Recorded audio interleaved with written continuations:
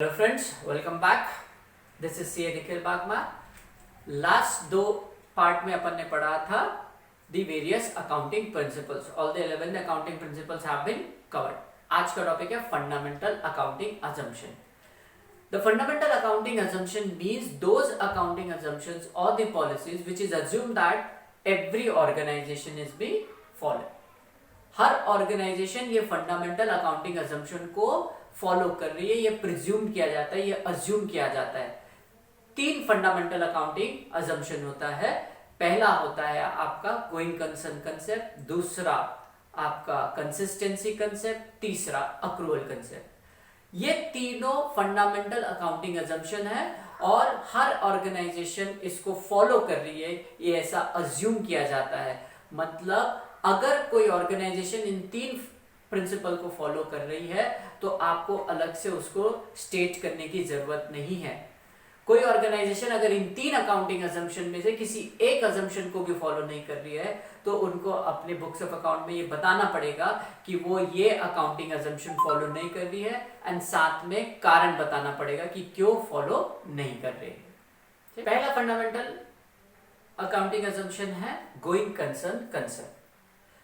Going concern concept बोलता है कि इट इज अज्यूम दैट कि organisation will continue for a foreseeable future. Near future में ये ऑर्गेनाइजेशन चलती रहेगी और इसको बंद करने का कोई इंटेंशन नहीं है, ना ही इसके ऑपरेशन को कम करने का इंटेंशन है। इसी प्रिंसिपल के कारण अपन जब भी खर्चा करते हैं तो हर खर्चे को दो भाग में डिवाइड कर देते हैं, एक रेवेन्यू एक्सपेंडिचर और capital expenditure. The expenditure incurred is divided into revenue or capital expenditure because of this concept only. Revenue expenditure जिसका benefit we can derive only for a particular accounting period. Capital expenditure जिसका more than one accounting period में अपन benefit उठा सकते हैं। Clear है?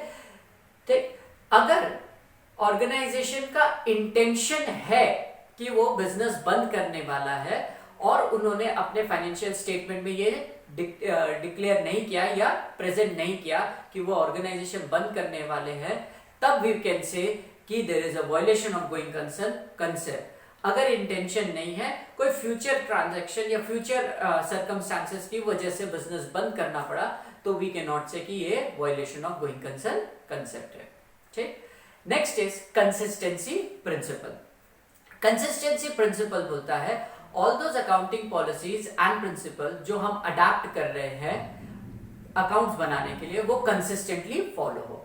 For example, आपका depreciation fall in value of asset, इसको calculate करने के लिए we have more methods but specifically we used to methods, straight line method और रिटन डाउन वैल्यू मेथड। अब हम ये दोनों मेथड एप्लीकेबल है, ये दोनों मेथड करेक्ट है, दोनों मेथड से आंसर अलग अलग आता है। अगर हमने स्ट्रेट लाइन मेथड फॉलो किया है for the particular, so consistency principle बोलता है यही मेथड आप रेगुलरली कंसिस्टेंटली फॉलो करो। इससे होगा क्या, इससे यूजर ऑफ फाइनेंशियल स्टेटमेंट को आपकी फाइनेंशियल स्टेटमेंट समझने में मदद होगी, इजी होगा उसके लिए। सेकेंडली, कंसिस्टेंसी प्रिंसिपल की वजह से जो आपकी अकाउंटिंग बनती है वो बायसनेस नहीं होगी, वो फ्री फ्रॉम पर्सनल बायसनेस रहती है। क्लियर है? बट कंसिस्टेंसी प्रिंसिपल अडेप्टेशन करना डज नॉट मीन कि आप अपने मेथड्स ऑफ अकाउंटिंग को कभी चेंज नहीं कर सकते।